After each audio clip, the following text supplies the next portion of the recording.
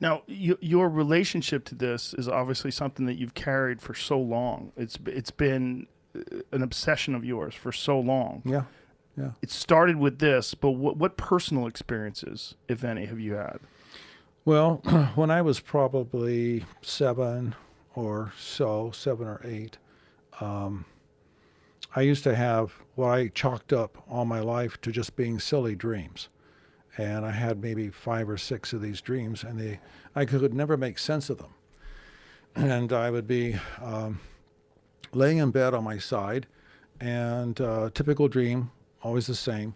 There would be 3 short somethings in a kind of monk robe, and so I couldn't see any face, couldn't see any appendages, and these 3 whatevers were standing there, and they were not too far from my eye level as far as the heights and so forth. So these like child size? Yeah, yeah, and so there was nothing in the. I was an avid comic book reader, but there was nothing in the whole genre of comic books that related to that or movies. And we didn't have television in Las Vegas till 53 or 54. And even after that, it was terrible broadcasting, at first. But so it made no sense to me. And so over my lifetime, I never mentioned it to anybody, including my wife. It's funny how you keep things secret and just kind of for no good reason. Maybe I was be embarrassed to talk about it. But I finally thought, well, maybe it was just dreams. Maybe it was something else. And so that was a first event personally that I had at that time in the subject. When did you start to connect the idea of these tiny people or human-like things with extraterrestrials?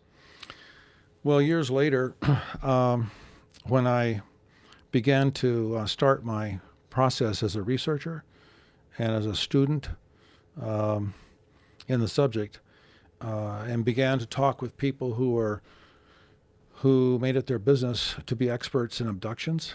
And the more I got into the field and sat writing out questions for the researcher, for the therapist who would be asking the questions, and I'd be sitting there watching the process. And just over time, I thought, well, maybe there was something more to it, but I'm better off not knowing anything, so I'll just block it off and forget about it. Yeah, we talked last night about John Mack a little bit, the Harvard. A great guy. Yeah. And Yeah. he did a lot of these sort of hypnotic regression sessions with people where they describe very similar scenarios. A multitude of different situations. The abduction phenomena was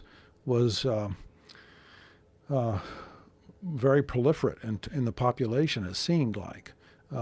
Even we did a survey called the Roper Poll, and we repeated it 3 times so that the margin of error was really reduced to like 1.5%. And abduction researchers came up with the 10 questions, and so we distributed that,